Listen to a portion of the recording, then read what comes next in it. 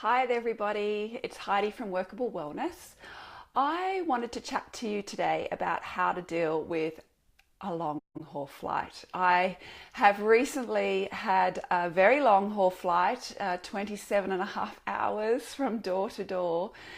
And in the past, if I've had a long distance flight, I've often, done one or two little things that make me think that I'm going to be okay at the other end. But unfortunately, it didn't seem to ever be the case. So this time I wanted to be really strategic about how I dealt with this long distance flight. It was a 2:45 a.m. get up, so I knew that even from the very beginning that this was going to have a big impact when I got to the other end and the next few days.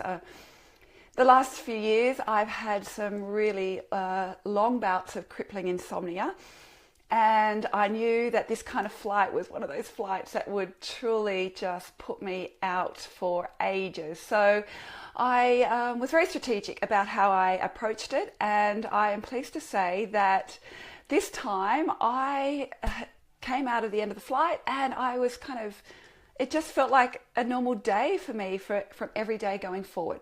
So I want to share the 7 things that I did to make sure that I was able to deal properly this time with such a long flight from Australia. So the first thing I did, and the first thing I know many people talk about, is to try to get a really intense, hard, long kind of workout in the day before or the day of your travel. Now, like I said, I was up at 2:45 a.m, so it was never going to be that day that I did my exercise.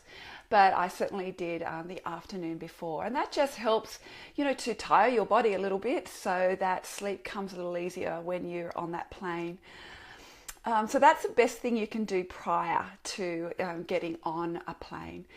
But the next 5 are things that you can do on the flight, and then I have one for after the flight. So the very first thing to do when you get on your plane is to switch your clock and all your devices to your destination's time and date and day.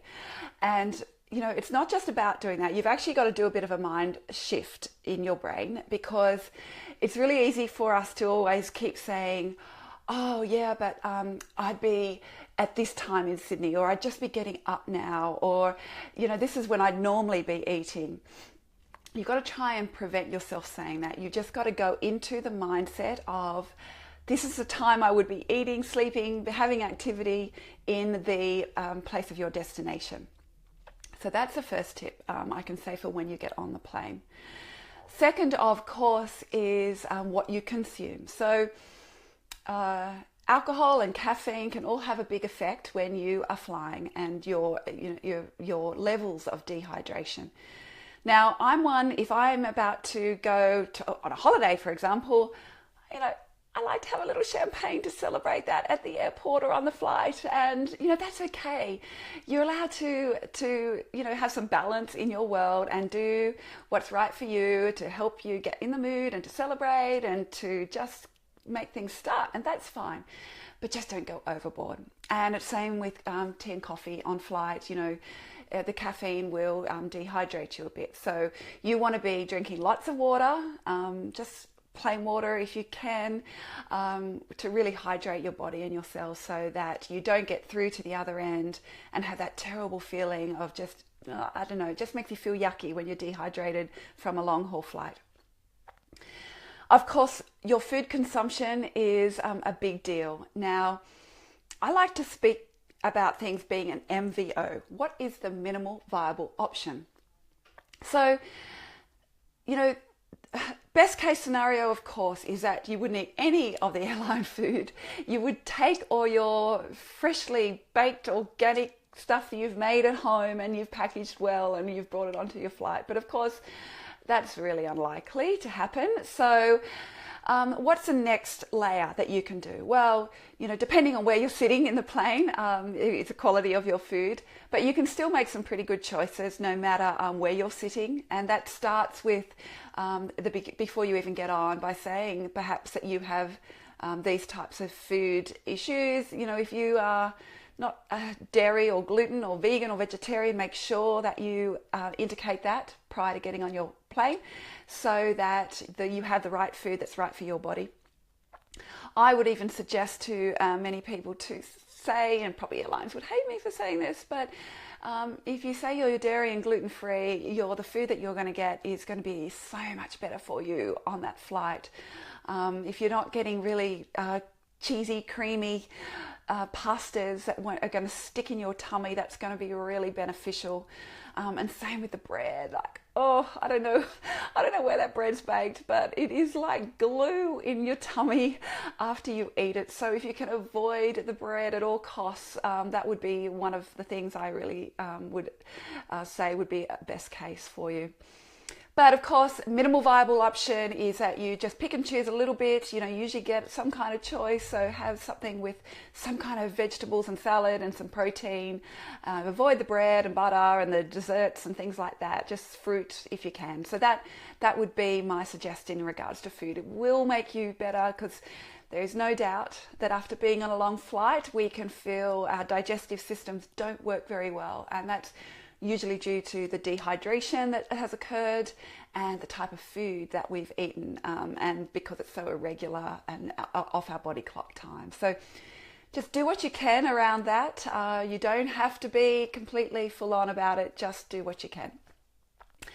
The next thing is obviously to sleep when it's sleeping time at your destination, and to try to do everything possible to get to sleep and stay asleep. As I said, I've had crippling insomnia for a long time, and I have these very strict sleep rituals I put in place every single night before I go to bed.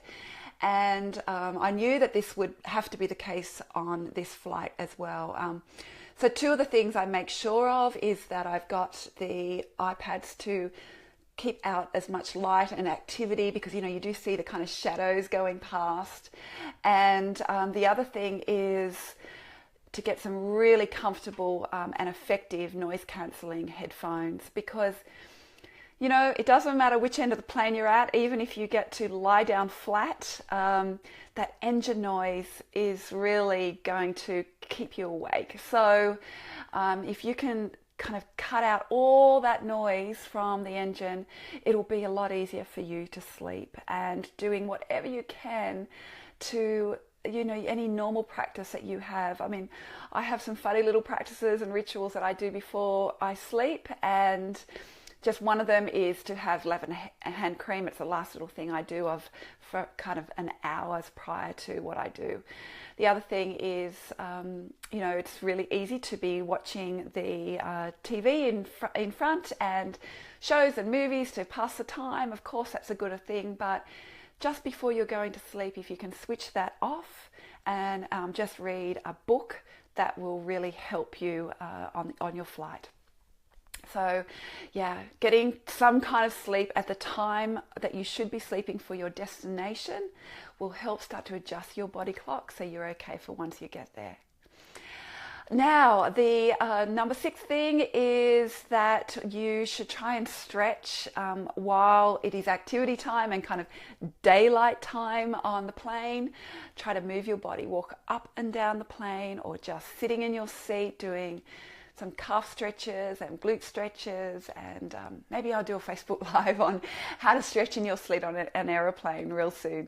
So yeah, just try to, when it's your destination's daytime, see if you can move as much as you can. So your body is adjusting, knowing this is the time, this is the daylight time, this is normally when I'd be doing activity, and you want to stretch your muscles and move your muscles as much as you can.